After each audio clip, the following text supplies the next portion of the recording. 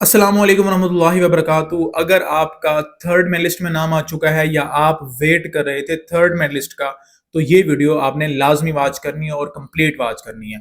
सबसे पहले जो भी स्टूडेंट्स जिनका मेरिट लिस्ट के अंदर नाम आता है, उन्होंने पहला स्टेप करना होता है, बैंक चलान पे करना होता है, जो कि यूएचएस की फीस है 15,000 रुपए। जी, आप अपने पोर्टल पे जाके जब डाउनलोड करोगे पोर्टल पे अपना चलान, तो उसको आपने पे करना है।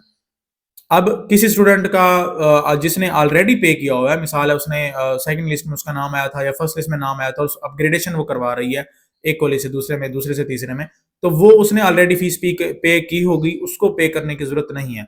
ऐसे स्टूडेंट जिनका नाम पहली दफा थर्ड में लिस्ट में आया है, तो उसने सबसे पहला जो स्टेप करना है वो उसने फीस पे करनी है, बैंक चलान फीस। ये हर स्टूडेंट ने पे करनी है। अगर आपने नर्सिंग कॉलेज ज्वाइन करना है तो आपको फीस पे करनी पड़ेगी। मिसाल के तौर पर आप फीस पे नहीं करते, आप कहते हैं मेरा तो अभी उस कॉलेज में नाम ही नहीं आया जहां पे मेरा नाम आना चाहिए था, जब आएगा तब मैं पे करूंगी। अगर आप फीस पे नहीं करोगी तो ऑटोमेटिकली आपका उस लिस्ट से, उस नर्सिंग एडमिशन से जो नाम है वो एग्जिट हो जाएगा, आपका नाम नेक्स्ट लिस्ट के अंदर आएगा ही नहीं। उसके बाद है अपग्रेडेशन एंड ज्वाइनिंग। अब अपग्रेडेशन में और ज्वाइनिंग में फर्क क्या है बेसिकली? अब अपग्रेडेशन का मतलब जरा समझ लीजिएगा। जब आपने अप्लाई किया था, अप्लाई करते टाइम आपने प्रेफरेंस सेलेक्ट की थी। आपने ये कहा था कि मेरी पहली प्रेफरेंस है किंग एडवर्ड, मेरी दूसरी प्रेफरेंस है जिना हॉस्पिटल, मेरी तीसरी प्रेफरेंस है सर्विसेज, मेरी चौथी प्रेफरेंस है निश्तर, मेरी पांचवी प्रेफरेंस है बहावलपुर। तो ये जो आपकी अपनी लिस्ट है, इस लिस्ट के अकॉर्डिंग ही अपग्रेड होगा। मतलब ये है कि आपका अपग्रेड होगा, डाउनग्रेड नहीं होगा। मतलब आपने मिसाल है, आपका नाम इस टाइम आया हुआ है भावलपुर के अंदर और आप कह रहे हो मेरा नाम किंग एडवर्ड में आ जाए, तो आपका किंग एडवर्ड में आ जाएगा। लेकिन अगर आपका भावलपुर में आया आया हुआ है और भावलपुर के बाद आपने सेलेक्ट किया था मुजफ्फरगढ़, तो वहां पे आपका नाम नहीं आएगा, क्योंकि वो डाउनग्रेडेशन है। डाउनग्रेडेशन नहीं होती, अपग्रेडेशन होती है। आपका नाम automatically according to your list, जो आपने अप्लाई के टाइम बनाई थी या कहीं से करवाई थी, किसी शॉप से करवाई थी, जिन्होंने आपको गाइड नहीं किया था इस बारे में, तो उसके अकॉर्डिंग आपका अपग्रेड होगा। अगर आपको नहीं पता कि आपका कॉलेज कौन सा है, तो आप अपनी प्रोफाइल वाली जो पीडीएफ थी उसको देख के वहां पे आपको आइडिया हो जाएगा कि आपका नेक्स्ट ऊपर वाला कॉलेज कौन सा है। तो अपग्रेडेशन का मतलब ये है, इस चीज को आप समझिएगा। आपका क्वेश्चन ये होता है कि सर अपग्रेडेशन हमने करनी है तो क्या हमारा पीछे वाले कॉलेज में नाम आ जाएगा या जो हमारे घर के करीब है? उस टाइम आपने घर वाली चीज नहीं देखी होती, आपने रैंडम ही सिलेक्ट किए होते हैं। तो अपग्रेड जो है वो आपकी प्रेफरेंस लिस्ट जो आपके पास है उसके अकॉर्डिंग होगा। दूसरी बात है ज्वाइनिंग। अब जब आपका नाम थर्ड में लिस्ट में आ चुका है, चाहे आपका पहली दफा आया है, चाहे आपका ऑलरेडी आया हुआ था, आपने अपग्रेड करवा के किसी कॉलेज के अंदर आपका नाम आया है, आपका थर्ड में लिस्ट में नाम आ चुका है।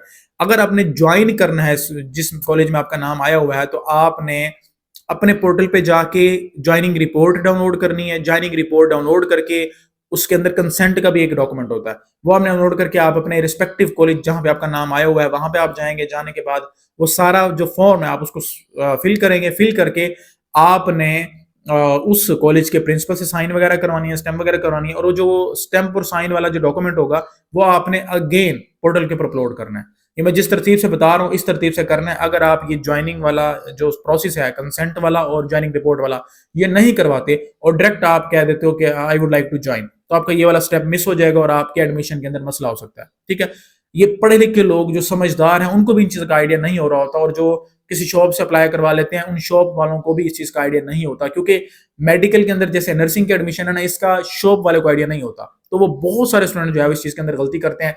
इस चीज से बचने के लिए आप हमारी सर्विस के थ्रू भी अप्लाई करवा सकते हैं। हम आपको सारा गाइड करते हैं कि प्रेफरेंस क्या है, आपने अप्लाई कैसे करना है, ये सारी चीज हम आपको बता के फिर हम आपका अप्लाई करते हैं विद वेरिफिकेशन। हर एक चीज का स्क्रीनशॉट आपके साथ शेयर किया जाता है, तो आप उस तरह से भी अप्लाई करवा सकते हैं।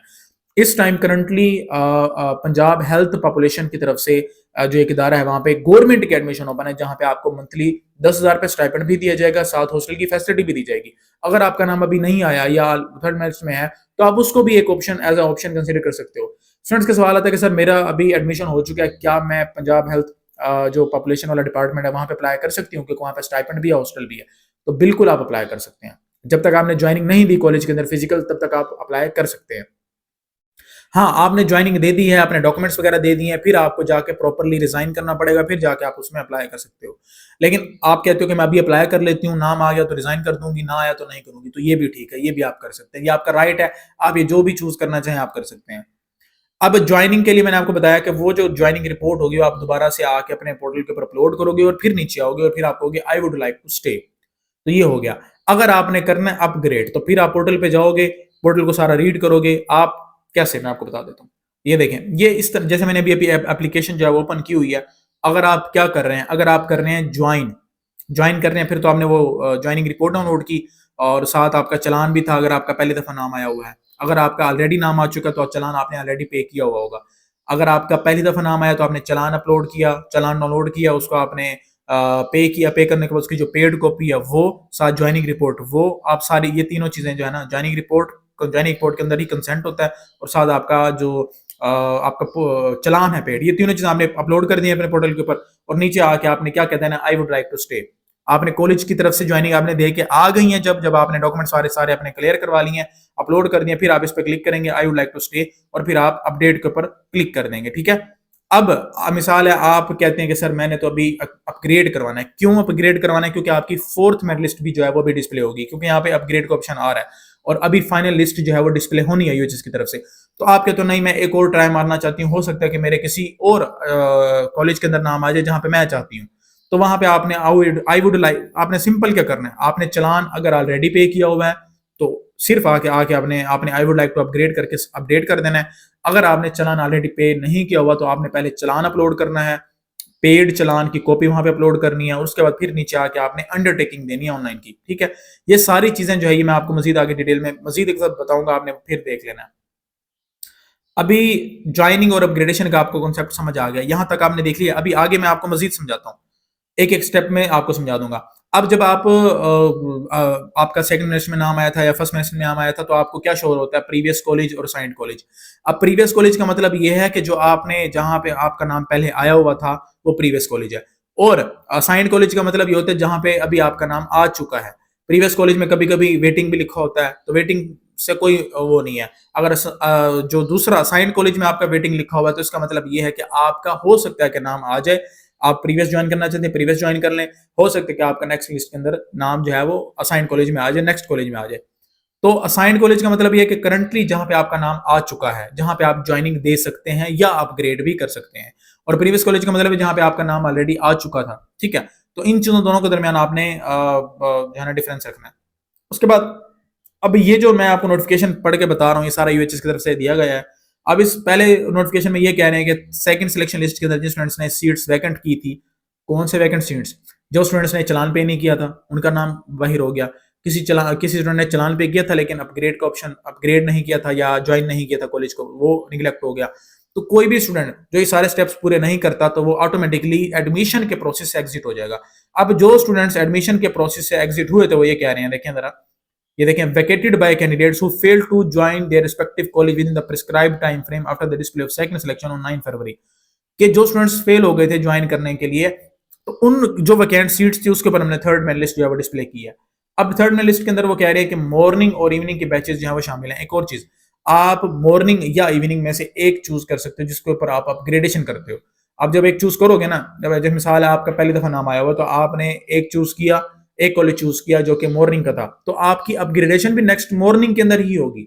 जितनी भी फर्दर अपग्रेडेशन होगी वो मॉर्निंग के अंदर होगी। अगर आपने इवनिंग चूज की है तो आपकी जो फर्दर अपग्रेडेशन है, एक दफा हो या 2 दफा हो, तो वो आपकी मॉर्निंग में ही होगी या इवनिंग में ही होगी जो आपने चूज किया होगा। उसके बाद अगर आपने consider complete all the following documents, admit का मतलब ये है अगर आप कहते हैं कि मैं मेरा एडमिशन हो जाए, मैं ज्वाइनिंग और रिपोर्ट तो बात का काम है, मेरा एडमिशन तो होना चाहिए ना नर्सिंग के अंदर, तो आपने क्या करना है, डिपॉजिट द एडमिशन फीस, आपने फीस सबमिट करनी है और mark the joining online consent. ठीक है। अब देखो ये स्टेप्स हैं, ये 2 स्टेप्स बहुत इंपॉर्टेंट है। पहला है कि आपने फीस सबमिट करनी ही करनी है, दूसरा ये कि आपने अपनी ज्वाइनिंग या अपग्रेडेशन मार्क करनी है। अगर आपने उसी कॉलेज को ज्वाइन करना है जहां पे आपका नाम आया हुआ है तो फिर आप उसको ज्वाइन कर लें, जो मैंने आपको प्रोसेस बताया। अगर आपने अपग्रेड करना है तो आप ऑनलाइन जाके अपना चालान पे करके और अपग्रेड कर दें। चालान का मतलब ये एडमिशन फीस। ठीक है।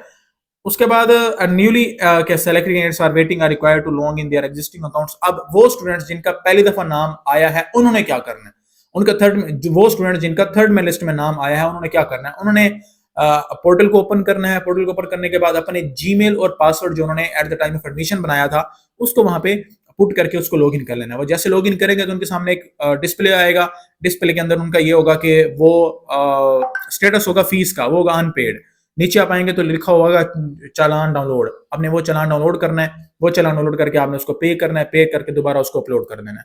उसके नीचे आएंगे आपका ऑप्शन होगा आपके ज्वाइनिंग कंसेंट का और ज्वाइनिंग रिपोर्ट एंड कंसेंट का, उसको आपने डाउनलोड करना है। डाउनलोड करके आपने उसको फिल करवा के कॉलेज से फिल करवा के दोबारा से अपलोड करना, नीचे आके कह देना I would like to stay, अगर आप स्टे करना चाहते हैं। अगर आप चाहते हैं कि मैं अपग्रेड करना चाहती हूँ, मेरा थर्ड लिस्ट में नाम आया है और मैं अपग्रेड करना चाहती हूँ, तो फिर आपने क्या करना है, आपने जस्ट चलान को पे करना है, उसकी पेड कॉपी अपलोड करनी है। आपने ज्वाइनिंग रिपोर्ट कोई डाउनलोड नहीं करनी, ना ही कोई अंडरटेकिंग आपने वहां पे लगाना है, क्योंकि अंडरटेकिंग जो है वो इन्होंने अब ऑनलाइन कर दिया होगा, ठीक है। तो आप नीचे आएंगे, नीचे आके आपने ऑनलाइन अंडरटेकिंग देना है। आप कहेंगे कि I would like to upgrade, क्योंकि सिर्फ आपने चलान पे किया हुआ है, तो आपका कॉलेज जो है वो ऑटोमेटिकली नेक्स्ट लिस्ट के अंदर अपग्रेड अगर होता होगा according to your preference list जो आपने बनाई थी तो हो जाएगा। अगर नहीं होता होगा तो उसी कॉलेज के अंदर आपका नाम अगेन आ जाएगा जहां पे अभी आपका नाम है। यहाँ पे एक चीज नोट करनी है आपने कि अगर आप अपग्रेड के ऊपर क्लिक करते हैं तो आपका पिछले आप सवाल होता है कि सर पिछले कॉलेज से भी नाम चला जाएगा, आगे भी नाम नहीं आएगा, तो हमारा स्किप तो नहीं हो जाएगा। आपका जहां पे नाम आया हुआ है अगेन उसी कॉलेज के अंदर नाम आ जाएगा अगर आप अपग्रेड के ऊपर क्लिक करते हो। अगर आपका मेरिट आगे वाले किसी कॉलेज में नहीं बनता होगा तो अगेन उसी कॉलेज के अंदर आपका नाम आ जाएगा। उसके बाद ये जो हमारे पास पैरा है वो कह रहा है कि आपने पोर्टल पे जाना है, फीस सबमिट करनी है, ठीक है, अपग्रेड करना है अपग्रेड कर लें, ज्वाइन करना है ज्वाइन कर लें। अपग्रेडेशन के लिए आपने क्या करना है, मैंने आपको बताया हुआ है कि सबसे पहले आपने क्या करना है, सबमिट द ऑनलाइन अंडरटेकिंग। आपने फीस सबमिट की, ऑनलाइन अंडरटेकिंग सबमिट किया, बस, और आपने वेट करना है, फिर नेक्स्ट लिस्ट के अंदर आपका अपग्रेड होगा। अगर किसी स्टूडेंट का फर्स्ट प्रेफरेंस पे नाम आ गया, मिसाल के तौर पर मेरी पहली प्रेफरेंस थी किंग एडवर्ड और मेरा नाम भी किंग एडवर्ड में आ गया, लेकिन मैं ये चाहता हूं कि मैं निस्तर कॉलेज में जाके पढ़ूं क्योंकि मेरे वो घर के करीब है, तो मेरा वहां पे नाम नहीं जा सकता। मैं ना ही अपग्रेड कर सकती हूँ, मैं कुछ भी नहीं कर सकती। क्यों नहीं कर सकती? क्योंकि मेरा जो नाम था वो किंग एडवर्ड में आ चुका है, जो मेरी पहली प्रेफरेंस थी। तो मैं अपग्रेड कहां होके जाऊंगी जब मेरी है ही पहली प्रेफरेंस? तो पहली प्रेफरेंस वालों के पास एक ही ऑप्शन है कि उन्होंने जाके उसी कॉलेज को ज्वाइनिंग देनी है।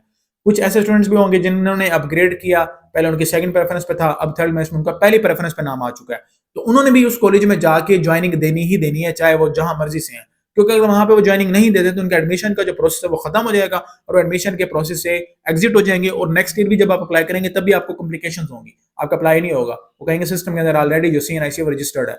तो इसीलिए ये आपके फ्यूचर का सवाल है, ये आपकी जिंदगी का सवाल है, आपने ध्यान से सोच समझ के करना है।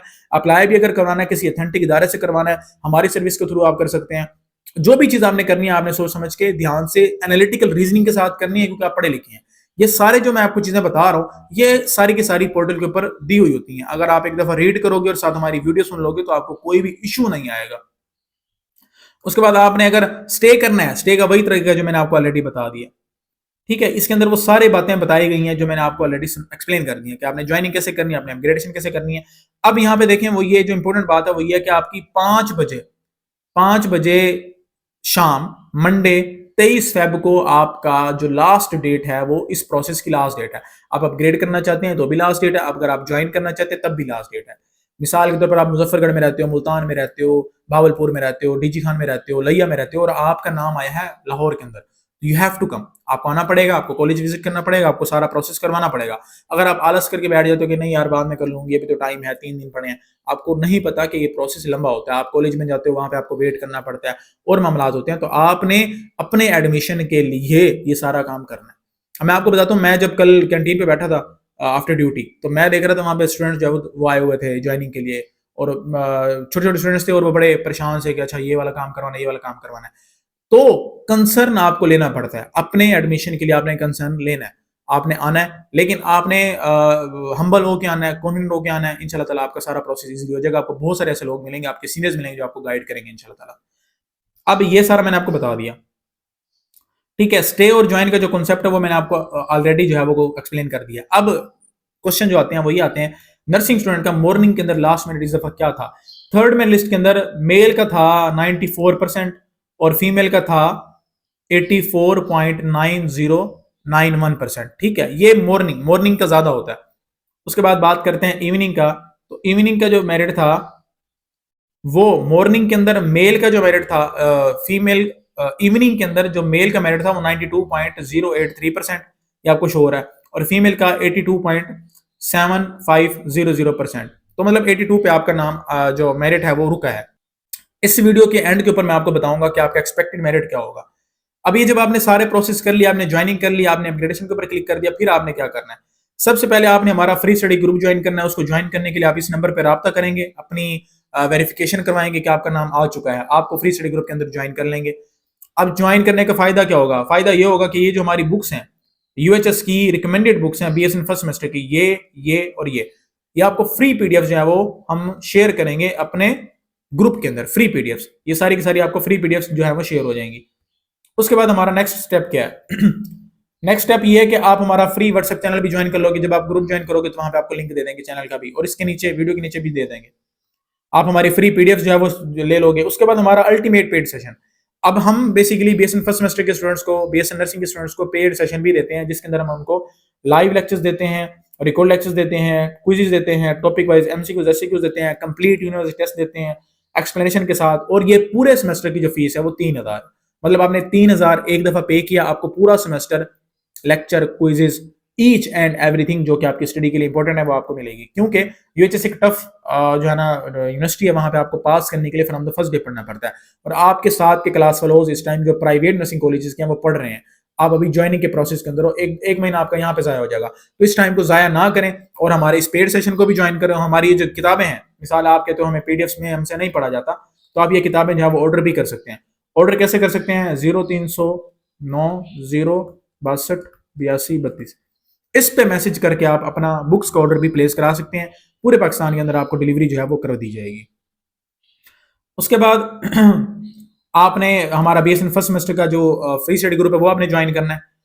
और उसके अलावा पोर्टफोलियो की सर्विस भी है, आप वो भी अवेल कर सकते हैं। पोर्टफोलियो क्या होता है? बेसिकली जब आप बीएसएन करते हो ना, बीएसएन करने में आपका जब एक सेमेस्टर कंप्लीट होता है, सेमेस्टर के एंड के ऊपर जैसे हम प्रैक्टिकल कॉपीज होती है ना हमारी एफएससी में, उसी तरह से जब हम नर्सिंग के एग्जाम देते हैं तो इसके अंदर पोर्टफोलियोज होते हैं, हमने बनाने होते हैं।